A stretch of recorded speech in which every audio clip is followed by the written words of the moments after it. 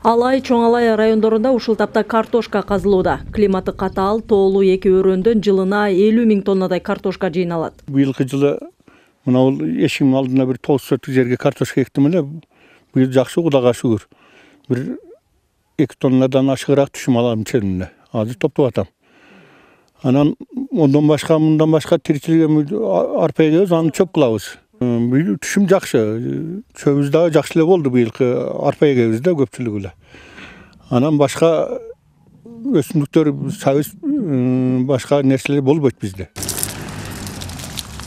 Быйылкы жаан-чачындуу аба ырайы тоолуу, сугат суусу тартыш райондорго пайдалуу болсо, Арабан, Кара суу райондорундагы дыйкандар үчүн терс таасирин берген.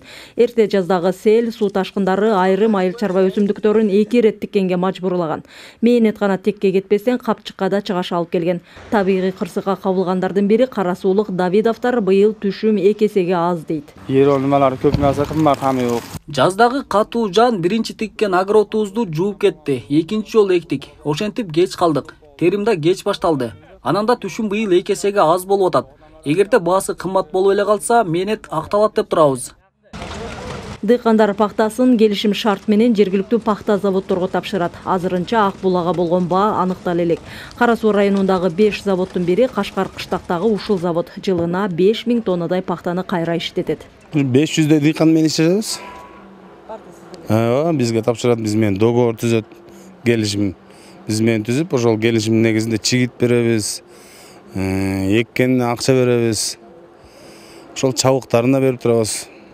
Жер семиртки чалганга пулун беребиз. Эл менен ошол келишим негизинде эсептешип алабыз. Айрым дыйкандар пахта заводдордун ишине нааразы, пахтаны кабыл алуу менен аны сатууда пикир келишпестиктер бар. Мамлекеттик пахта заводдор болсо дешет. Бир 15 жылдан бери пахта эгем, мынчалык кыйналган эмеспиз мурунчу. Пахта кандай болот? Бул жерде таразадан ham кем чыгат бизде. Мисалы менде өзүмдө күндө алып келген үчүн 15-20 килограмм кем чыгат. За влажность кетет, за сор кетет, баягы пырларын алат. Ошентип дыйканга аз эле калып атат. Анан жеке ишкеркен иштеке деп талаша албайсың. Өкмөттүкү болгондо эми сүйлөшөт элек. Ал арада облустук администрация тарабынан Арабан менен Кара суу райондорунун аймагында кылкандуу дан эгиндеринин аянтын кыскартып, пахта аянтын кеңейтүү демилгеленүүдө.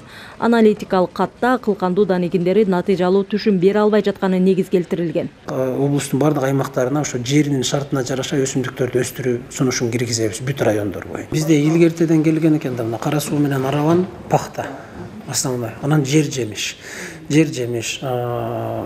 Каракулжа районунда буларда основной тоют маселеси, чөптөр, көп жылдык чөптөрдү өстүрүп келген. Чоң Алай району мисалы жылан картошка өстүрүп келген.